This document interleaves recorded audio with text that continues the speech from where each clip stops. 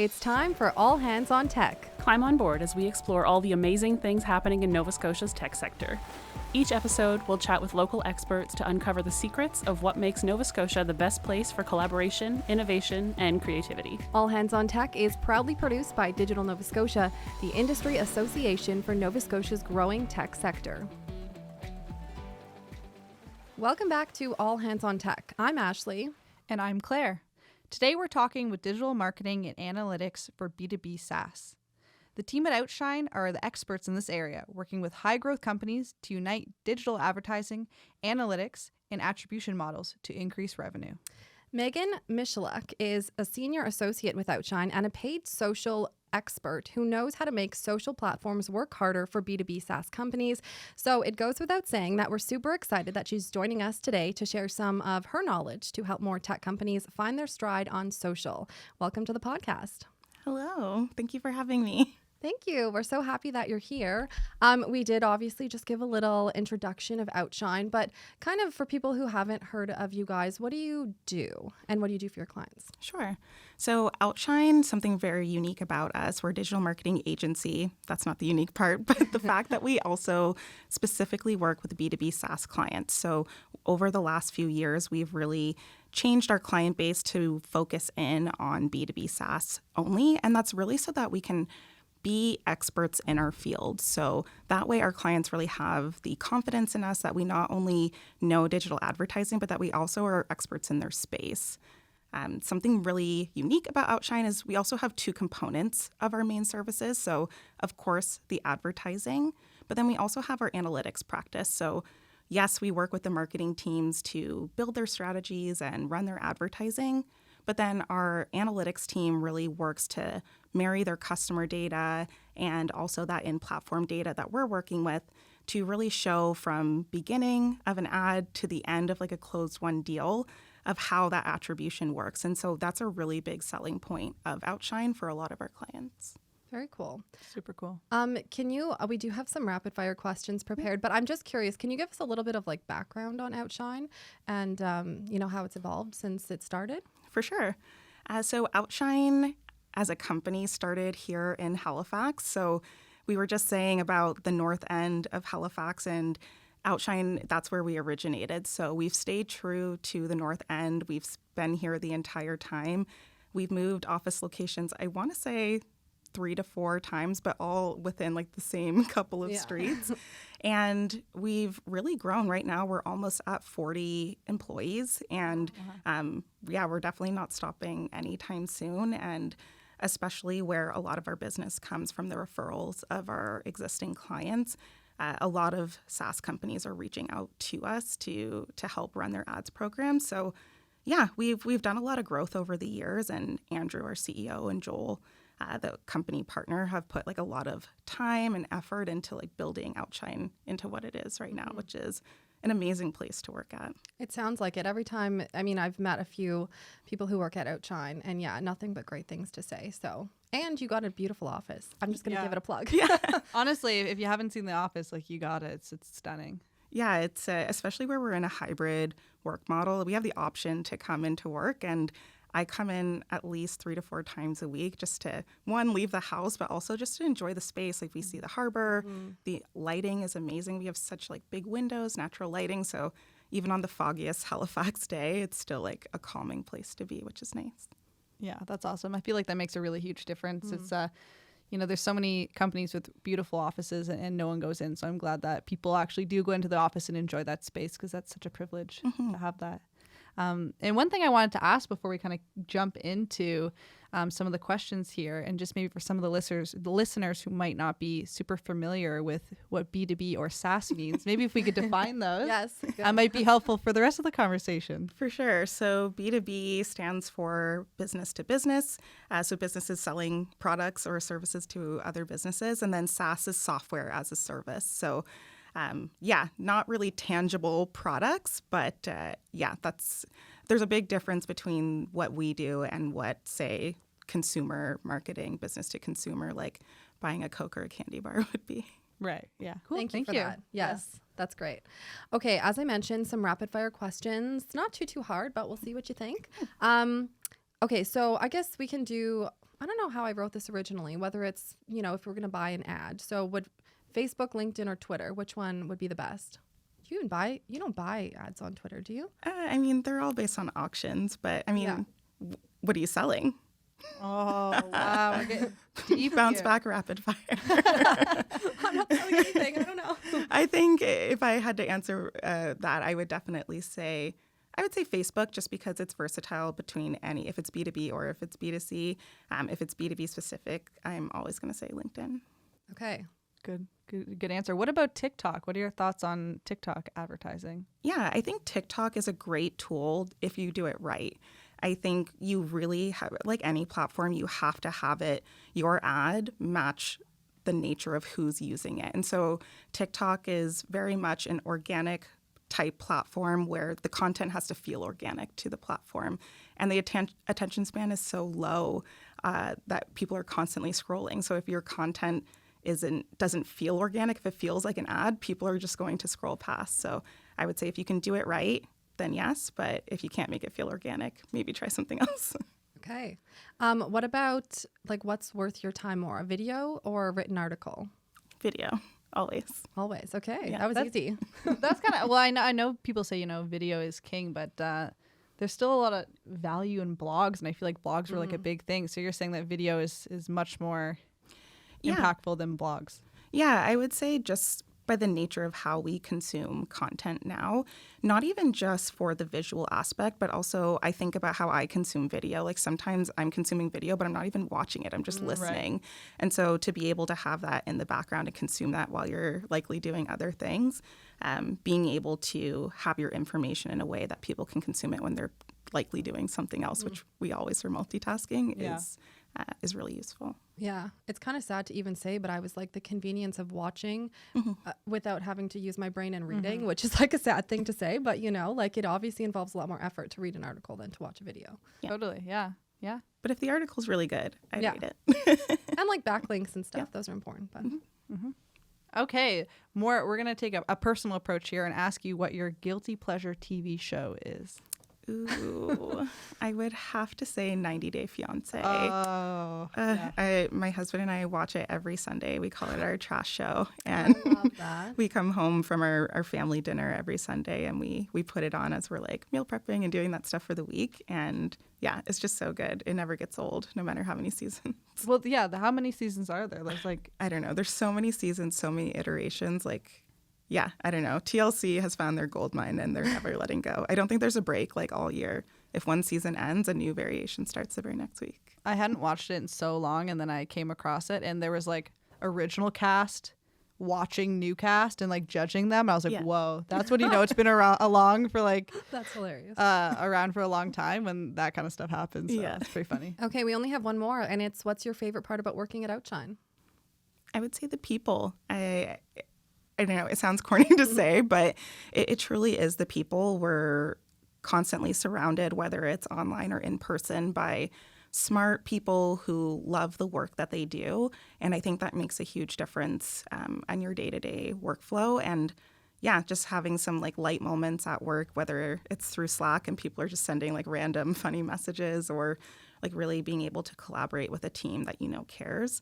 I could go on, but yeah, the people are definitely the foundation of why Outshine is such a great company. That's a great answer. That's amazing. Yeah. Love that. We were at a conference, a financial tech conference earlier this morning talking about digital transformation. And, it's all about tech, but kind of at the core of all the messaging was that it all really comes down to people. So to not lose sight of that. So I love that. Love to hear it. Yeah. All right. Well, we'll hop into some other questions now. You made it through rapid fire. Congratulations. Stop sweating. Yeah. It's only going to get easier now. So we'll kick things off with this one. How has the landscape of B2B SaaS marketing changed in recent years, particularly in terms of platform preferences in reaching key decision makers? Yeah, I would say in the recent years, for B2B SaaS marketers, they've really realized the importance of brand awareness. So I've actually attended conferences on this too, where brand awareness is a big topic of discussion because we can all attest to the fact that B2B is not sexy like B2C. And so that brand awareness is really where a lot of these companies lack. And they're realizing, especially when we're coming out of things like a pandemic or a recession, where other companies who are looking to purchase, they have a lot more guardrails now on whether or not they're going to make that purchase. And a lot of times they're going to end up buying from a company that they already know and they've already considered. And so if you don't even have the awareness to be in that consideration phase, you've almost already lost. And so they're really starting to realize that they can't just throw benefits and features out and try to get someone to sign up for a demo. You really have to do the groundwork to build that awareness up first. And what does the groundwork on that kind of look like? Like, where would be the first, if you want to build some brand awareness, where would you suggest that companies start? Yeah, I think social is really where that comes in, because social is more of a discovery platform versus something like search where the intent is behind it, someone's looking for it. And so knowing your core audience and knowing their pain points that they're experiencing and how you can resolve that, tying that into like content that is like blog posts or even just brand awareness posts that really call out their pain point in the ad creative are great ways to capture their attention and get them at least like looking and thinking about your brand. So maybe your blog post is about something separate that doesn't even have like your brand to do with it, but when they go to your website, like that's where your brand shows up. So that association between a problem that can be solved in your brand is a good way to start to build that. Okay, so you mentioned social. So, as tech companies, they're tightening their belts, they're seeking more efficient opportunities. How can social platforms help them to optimize their marketing budgets for better results? And, essentially, what's the case for spending on social media? Yeah, I would say the first in terms of making more efficiencies is really consolidation. So whether it's existing campaigns or if you're starting out with a new client and you're building out their strategy, you have to make sure that the strategy, the budget that's available, and the cost per acquisition that you're trying to get all align. So typically when we get new clients, or even current clients, like they always want this super segmented approach where they want specific ads for each like vertical of their business. But we know as advertisers that when it comes to creating that many campaigns, you need the budget to support it. So it's really about narrowing down what works and then following that. So using like in-platform reporting, whether it's demographic reporting on LinkedIn, maybe it's placement reporting on Facebook, and seeing, okay, well, where are we getting the best efficiencies? Where are we getting the best return? And then anything outside of that, maybe you shave that off and you just put your ad dollars into those job titles that work or that placement that works. And that will really help with efficiencies instead of trying to do too much at once. So I'm curious if there's someone listening, like, do you have any recent, examples of some metrics that have been like really great with some paid social ads? Like if there's some people thinking, oh, I should really, start investing in this, but they like, do you have any success stories, I guess? Yeah, I guess in terms of in-platform experience, because a lot of what we do is based off of more down funnel. So we'll look at things like what drives like return on ad spend and go with that. But if you don't have that information available, I would say if you're looking in platform, going with things that are going like, so if you're looking for like awareness, for instance, and you want a ad format that's going to drive the best awareness, like going with video is a really good way to reach as many people as possible at the lowest cost. If you're looking to drive people to your website, single image is a really good way to go. So we've run lots of tests with our clients between single image and with video, and we see that different ad formats work depending on what your objective is. And that may not be the case for every ad in every industry, but I would say as far as like reach and awareness would be video, conversions and website traffic, definitely single image ads, whether it's Facebook or whether it's LinkedIn. I'd say both of those really work. So do you find that like a lot of your clients don't really know where to start? Like what are some examples of common challenges that technology companies face when trying to find their stride on social media, and how can they help? Like how can you help or Outshine help overcome those? Yeah, I would say the biggest struggle that we see across our clients or anyone is having the right creative and also having the right messaging. So typically when a client comes to us, if they have a great creative production team, it's like a gold star. Like we're so happy and excited. We're like, great, we don't have to worry about any bottlenecks. But I find that's where a lot of companies struggle is bottlenecks in creative production. But the thing about social is testing is a huge part of being able to optimize on platforms. So we always say like test, test, test. And that really requires the effort and investment into those creative services. And like I said, like with attention spans getting shorter, like the ads need to be stronger. So if you're putting these kind of like weaker ads that aren't really capturing people's attention, you can put as many ad dollars behind that as you want, but it's just not going to resonate with your audience. So I would say if you're able to overcome that, I would say testing variations is a really simple way to overcome that. So maybe you have this one ad creative and you have the copy in the creative.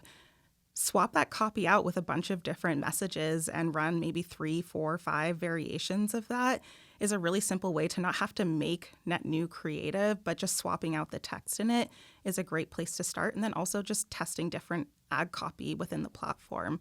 Sometimes we'll have clients who have one ad creative for one campaign and they're just pumping dollars into it. And so the first thing we'll say is, okay, if you can't make new creative, like let's test a bunch of copy. And that's a really good way to overcome it. Do you do any creative at Outshine, or do you have partners that you work with, or how does that work? Yeah, we mainly rely on our clients' in-house creative production team, but we've actually recently dabbled, I will say, into creative services. But the bulk of what we actually do is just repurposing and resizing creatives. If they need us to add that text in, like I just talked about, we can help create those variations. But anything that's net new creative, like a brand new idea, new tone, new voice, we definitely rely on our clients to provide us that. But yeah, being able to do that work for them and swapping out the text and the creatives has really helped us increase the amount of testing that we're able to do without relying on them to have to get us that creative, because it can take a long time. Totally. So it's more so strategy than actual kind of design. Exactly. Yeah. Okay, but cool. who knows? Makes Maybe sense. one day. Yeah. As you grow. Yeah. I feel like, when people sometimes come to agencies or places like Outshine and they're like, what is the secret sauce? Like how do we tell me all the magic steps to get here? But it gets so individual and like you have to test and you have to have data to like make those decisions. It's not one size fits all. I know everybody just wants to know, right? Where's the best place to put my money and the best return on investment? But it's not like you said, there's no one answer. You really just have to like figure it out. Yeah, and I think that's where reporting and analytics plays a huge part in advertising, is especially if you can't always rely on in-platform metrics, just because sometimes they can be vanity metrics and it may not be telling the true story. And so that's a big part of what we do, is taking all of the information and doing all of that analytics to tell the full story of how their ads program works. And as far as gaining return, that is what has really moved the needle for a lot of our clients, is that full story. It's really nice to be able to like arm businesses with that information, I imagine. Yeah, like we do our weekly meetings with them, but then we also have quarterly meetings. A lot of our contacts work with the executive team. So a lot of the time we're also like pulling these reports so they can take it to the CMO at their company and be like, hey, like this is how like paid ads is working. This is how like demand gen is performing. And so that's like a great thing as well, just even for a client relationship, is we're not just reporting to them on week over week results. Like we can also help them do their job better and report to their teams better. That's really cool. What do you find that there's a lot of education in kind of Outshine's role? Like what I guess my question is, like, what's the typical knowledge level of your clients? Can they speak the language or are you... Because I think when you get into this level of like analytics, like some people it's so, over their head, they're like, oh, amazing. You can toss all these big fancy numbers at them. They're like, that's great. But like, so how does kind of education come into this? Like, what are your clients like on average? Yeah, so I would say their knowledge base is very strong. Sometimes we'll even have points of contact who have come from an agency before. Gotcha. And so if that's the case, we're almost like toe to toe because Yeah. who knows the most about ads? But I'd say the education piece really comes along with the way that we report data to our clients. So it's not simply sending over a spreadsheet or sending over a slide deck with no context. We walk them through the results, and we really focus as a company on strengthening our skills on telling a story with data. And that's something we constantly talk about and train our employees to do, is be able to tell that story with data. Because at the end of the day, your client can read the numbers on the screen, they can read the charts and the tables, but what's the so what of the information you're giving to them? And so we make sure to do that anytime we're putting data, and especially meaningful data, in front of them. So looking ahead then, I'm curious, how do you see the future of B2B SaaS marketing evolving? Yeah, I would say I see less of a push for more bottom of funnel offers like demo or contact sales. I don't think by any means is that going away, but I really think when you see all of the effort like platforms like LinkedIn are putting into pushing thought leadership and building brand for B2B, companies are really going to realize that even though social doesn't typically drive the same return as search, there's so much value in being able to have that thought leadership presence on these platforms. So I can really see it's switching a bit about the amount of money they're spending on bottom of funnel versus more top and mid funnel on social platforms to really give their brand some strength, and then use other platforms like search in tandem with social to kind of be like the layup for search to send people there, search for their product, and then convert. I see a big shift coming with that. We had Up Public Relations on a couple of episodes ago, and we had a big conversation about thought leadership and how important that's becoming. So it's interesting that you brought that up, because I mean, at least I'm noticing that a lot more too. And so you think that's where B2B SaaS is kind of going? At least for paid social. So when I think about, and I keep plugging LinkedIn because it's my favorite platform. Not sponsored. Not We'd sponsored. love a sponsor, We though. would love a sponsorship for LinkedIn, if you're listening. But like even the most recent launch, I believe it's this month, they have these new thought leadership ads. And so you can take content from people who work at the company and boost those posts. So say your CEO has a really great presence on LinkedIn and they're always posting. You can take that exact same organic content and turn it into a paid ad the same way you would if they had posted something on their company page, because likely the CEO is not going to post on the company page. They're going to post on their own LinkedIn. So that's like a really big thing that a lot of companies, like when it was in beta, it was like fight to the death to try to get in the running to be a part of that beta. So just even knowing how many people were interested and how hard it was to get into that, I think that's going to be send a huge shift on LinkedIn in terms of what thought leadership looks like. And that's interesting, because even if I think as a consumer, what am I more likely to watch, right? Yeah. If someone's giving me like some, I don't know, advice or expertise or something, right? Like it's more something that I can use to learn from. Yeah, it's very much like this influencer culture, just in a different space. And that's really the direction from the events that I've attended with LinkedIn, of the direction of where they're going for B2B. Like they have very like natural places on LinkedIn where you'll be able to review products, like have certain people who have used the product and you can like reach out to them.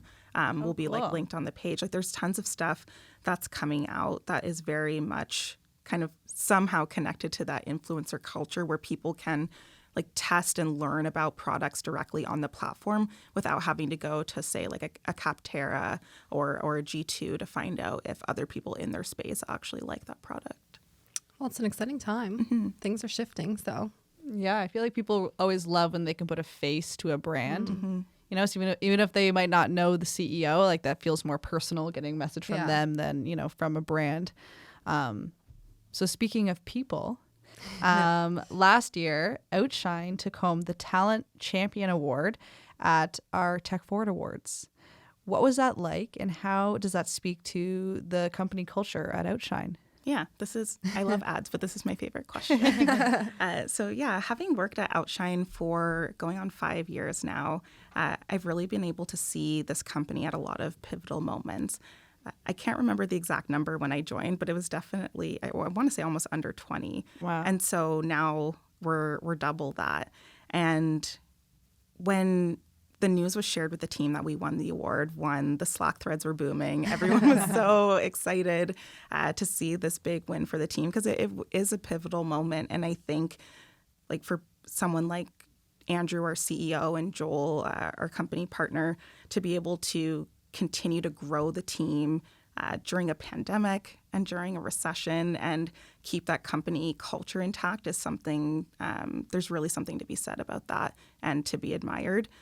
Because a lot of companies did go through stressful times. And I would say, every company has their ups and downs, but I would say that overall the company culture is something that has never faltered during those times. And I think that speaks volumes about our company culture. Absolutely. From the hiring process to how our senior leadership team puts effort and our management team puts effort into making sure that those things stay top of mind, whether it's interacting with your coworkers or whether it's interacting with clients.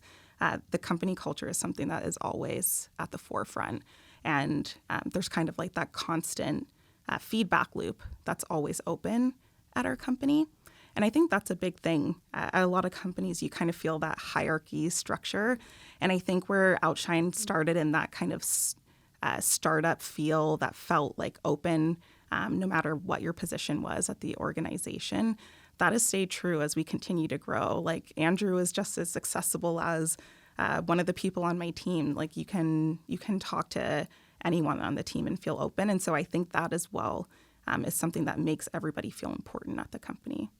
That's so lovely to hear. And like I said, I follow you all on social, so it's nice to see, getting together.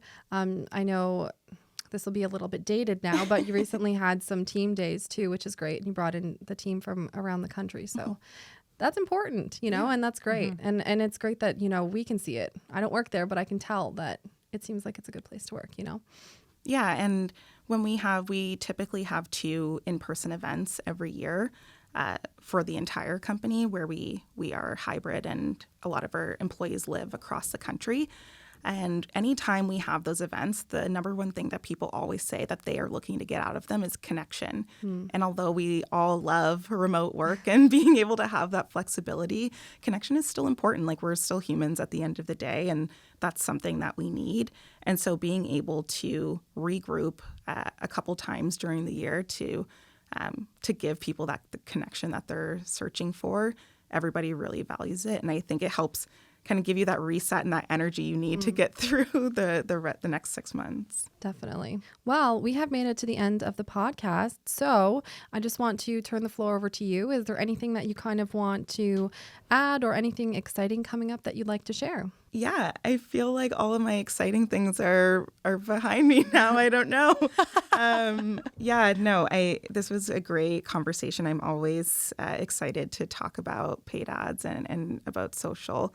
And yeah, I think that as far as things coming up, I'm really just looking forward to a chill summer. A lot of our clients take PTO during the summer and vacation time. So it's a good time to kind of put your head down, maybe take a Friday afternoon off. And yeah, we'll see what the fall brings. But we have a couple of our team at SaaSter in Europe right now. So yeah, I'm sure they're really loving that. Yeah, awesome. That is so awesome. Well, thank you for being on the podcast. Like you said, this has been a really great conversation. I know I can say that I learned a lot because this is kind of, I'm not in this world. So it's really, really interesting. So thank you. Thank you guys for having me. Thanks for coming. Thanks for tuning in to All Hands on Tech. Interested in learning more? Visit us on our website at www.digitalnovascotia.com. We'll see you next time. This has been a Podstarter production.